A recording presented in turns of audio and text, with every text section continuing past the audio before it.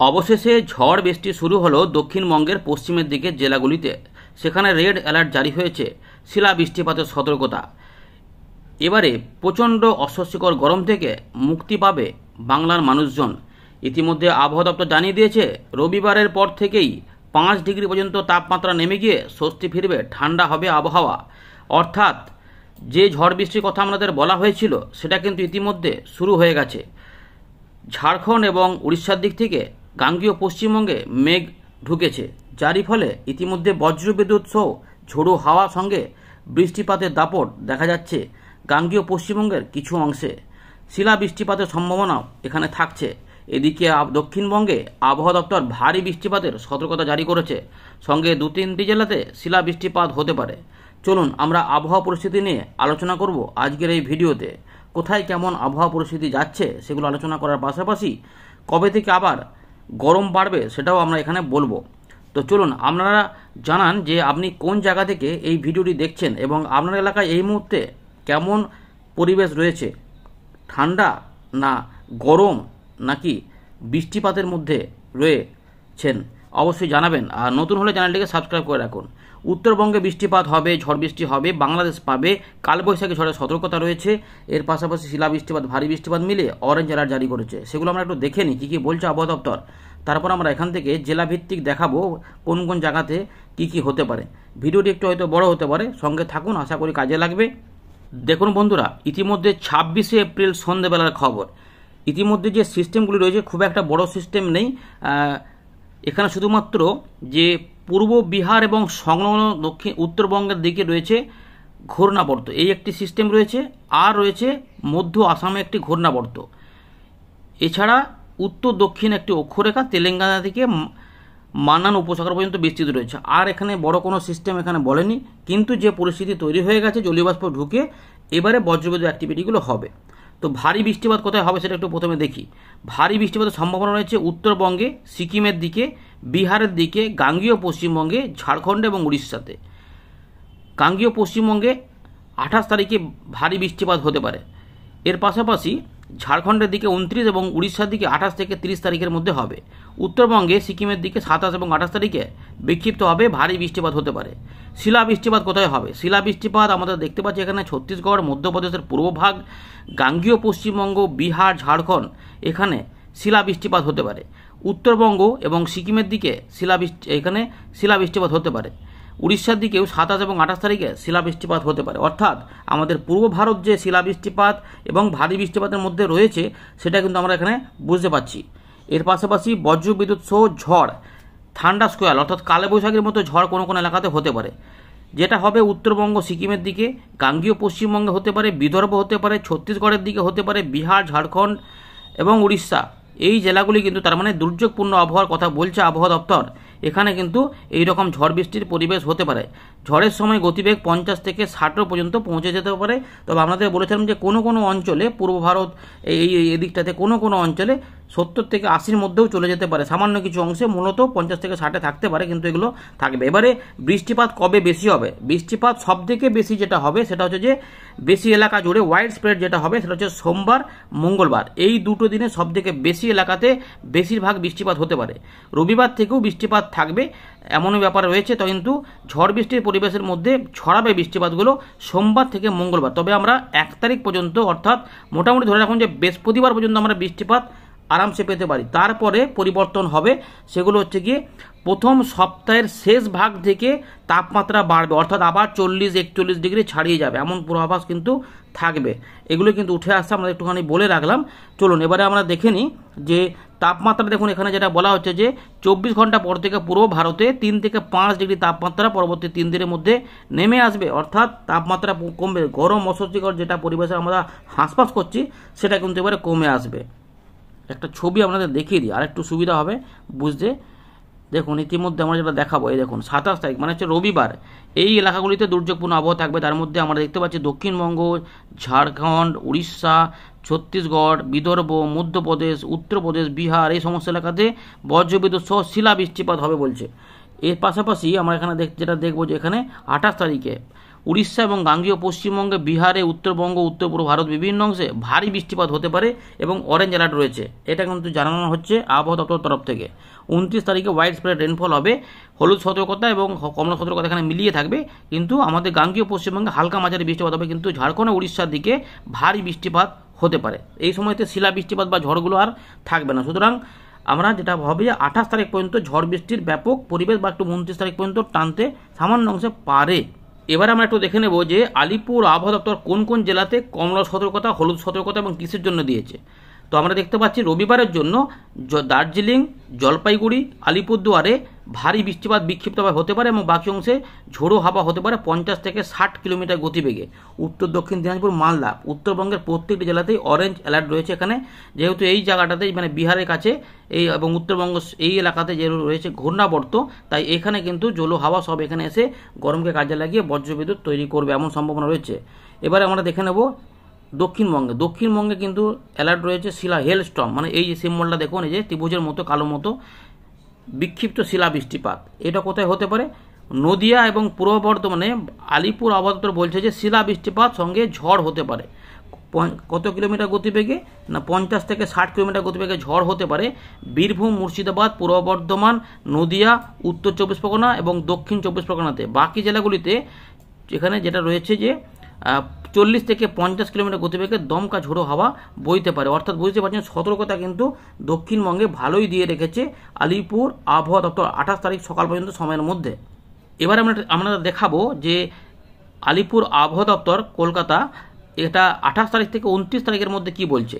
এখানেও বলছে দার্জিলিং এবং উত্তর দিনাজপুরে ভারী বৃষ্টিপাত হতে পারে।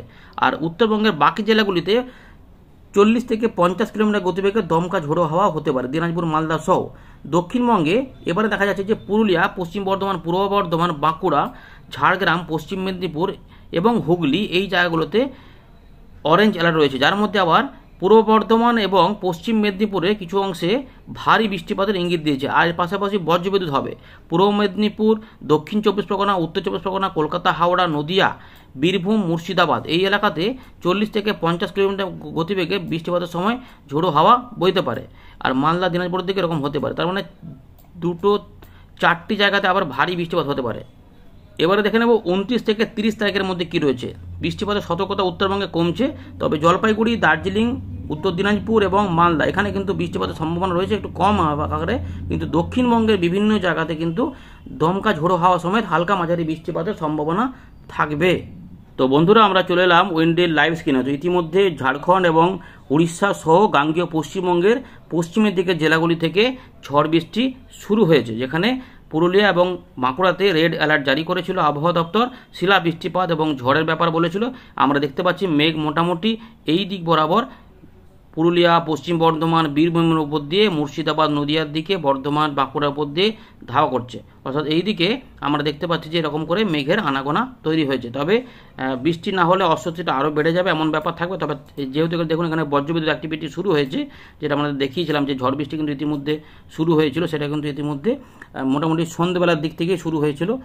এইদিকে যেমন হুড়া, এখানে বাঁকুড়ার বিভিন্ন কিছু কিছু অংশে ছাতনা রয়েছে, শিলদা রয়েছে, পুঁচা, ইনপুর, মানবাজার, সিন্দি, যারা দেখছেন ওখান থেকে অবশ্যই জানাবেন। রঘুনাথপুর, দুর্গাপুর, আসানসোলের দিকেও বৃষ্টিপাত এদিকে অর্থাৎ পশ্চিম বর্ধমানেও ঢুকে গেছে। এর পাশাপাশি কিছু বৃষ্টিপাত এখানে ঝাড়গ্রামের দিকে রয়েছে, চাকুলিয়ার কাছাকাছি, এগুলোও কিছুটা এগোতে পারে, এরকম করে থাকছে। অর্থাৎ বৃষ্টিপাত কিন্তু রয়েছে। এবার আমরা যেটা দেখবো যে রবিবার থেকে কি পরিস্থিতি যাবে। প্রথম হচ্ছে যে মেঘলা আবহাওয়া দেখব। রাত থেকে কিন্তু বৃষ্টিপাত আলিপুরদুয়ার, কোচবিহার এগুলো তো থাকবে, কারণ বিক্ষিপ্ত ভারী বৃষ্টিপাত রয়েছে, এখানেও মেঘ হতে পারে। তাই পরের দিকে মেঘ কিন্তু এখানে তৈরি হতে পারে, এখানে সতর্কতা রয়েছে, এরকমভাবে মেঘ আসবে।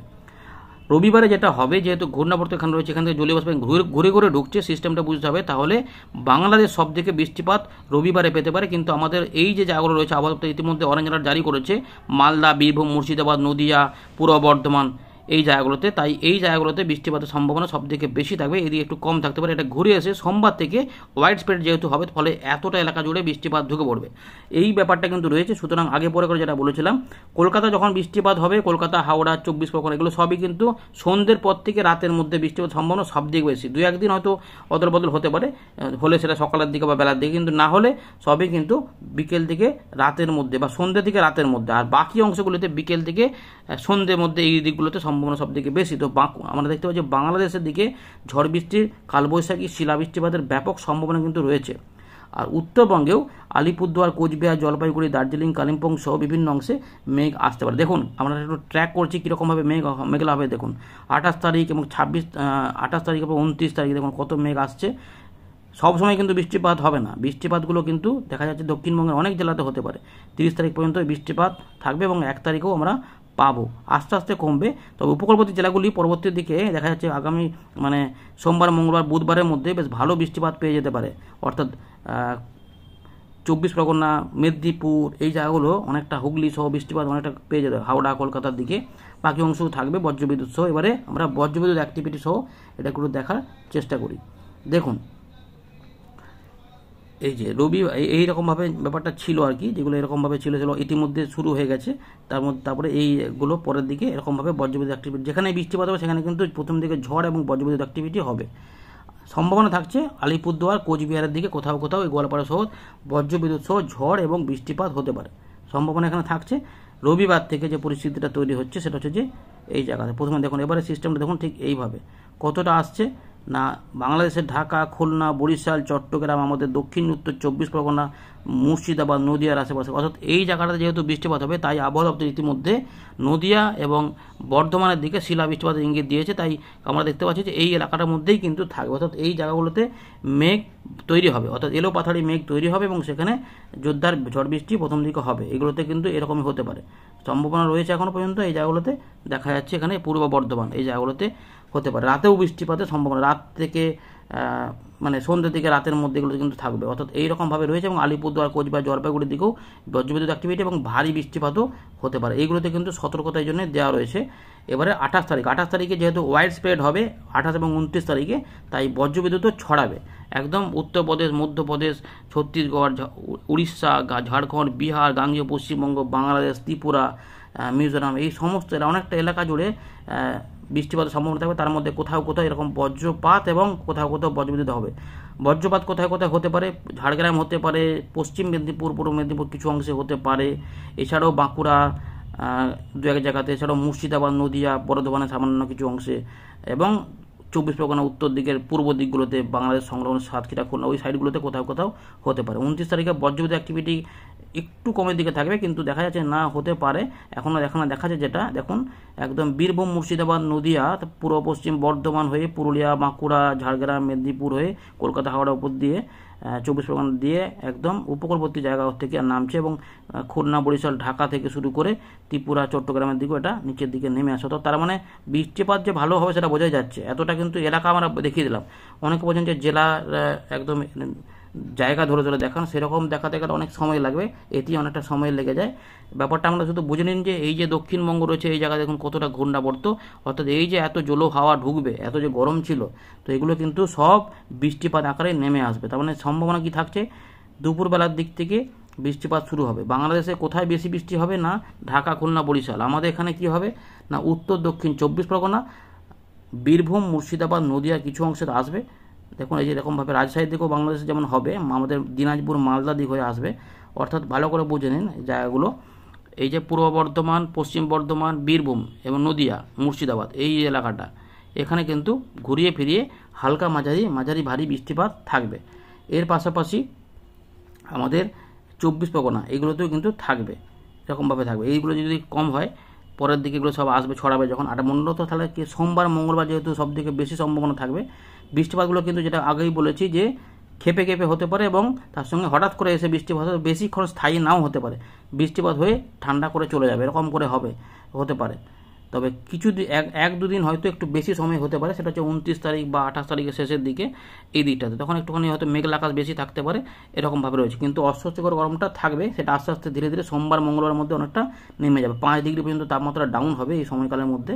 তাই সম্ভাবনা কিন্তু রয়েছে এরকমভাবে। দেখুন বৃষ্টিগুলো আসছে কোথায়, তাহলে মুর্শিদাবাদ রয়েছে, বীরভূম রয়েছে, নদিয়া রয়েছে, পূর্ব বর্ধমানের পূর্ব দিক রয়েছে, 24 পরগনা রয়েছে, কলকাতা, হাওড়া, বাংলাদেশের খুলনা বিভাগের বিভিন্ন অংশে, বরিশাল সহ বৃষ্টিপাত রয়েছে মাঝারি ভারী। এর পাশাপাশি বিক্ষিপ্ত মাঝারি বৃষ্টিপাত হতে পারে ঝাড়গ্রাম, মেদিনীপুর এগুলোতে, কোনো কোনো এলাকাতে জোরদার ঝড় হবে, তখন কিন্তু কোথাও কোথাও কালবৈশাখীর মতো করে এখানে ঝড় বৃষ্টি হয়ে গাছপালা দু এক জায়গায় ভাঙতেও পারে। সেটা হচ্ছে যে একদম এই রবিবার এবং সোমবারের মধ্যে 29 তারিখে এই পরিস্থিতিটা কমে যেতে পারে। এরই মধ্যে দু এক জায়গাতে বিক্ষিপ্ত শিলাবৃষ্টিপাত হতে পারে কোথাও কোথাও। আর মঙ্গলবারে যেহেতু আরও ছড়িয়ে আসবে, তখন এরকমভাবে কোথাও কোথাও মনে হচ্ছে যেন ভারী বৃষ্টিপাত নেমে যেতে পারে, অর্থাৎ অনেকটা এলাকা জুড়ে গোটা দক্ষিণবঙ্গটা, এইখান থেকে হচ্ছে দক্ষিণবঙ্গের পরিস্থিতি। ভালো করে দেখে নিন জায়গাটা, এই জায়গাতে এই যে মুর্শিদাবাদ, নদিয়া, পূর্ব বর্ধমান, বীরভূম, পশ্চিম বর্ধমান, এই যে এলাকা রয়েছে এখান থেকে এতটা এলাকা জুড়ে বাংলাদেশ সহ ত্রিপুরা দেখুন একদম উত্তর ত্রিপুরা থেকে শুরু করে আগরতলা অম্বাসা হয়ে নিচের দিকে এরকমভাবে নামতে পারে। এরকমভাবে নামার সময় তো অনেকটা বৃষ্টি হতে, সুতরাং সম্ভাবনা এখনও রয়েছে যে আমরা বুধবার এবং বৃহস্পতিবার পর্যন্ত সময়ের মধ্যে বৃষ্টিপাতগুলো ভালোই পাবো। উত্তরবঙ্গে হালকা মাঝারি বৃষ্টিপাত মূলত থাকবে, কিন্তু দু এক জায়গাতে আগামী 48 ঘন্টার মধ্যে বিক্ষিপ্তভাবে ভারী বৃষ্টিপাত হবে সম্ভাবনা কিন্তু এখনও রয়েছে। আলিপুরদুয়ার, কোচবিহার, জলপাইগুড়ি ভারী বৃষ্টিপাত পেতে পারে এই জায়গাতে 27 তারিখ রবিবার থেকে 28 তারিখের মধ্যে। ধন্যবাদ।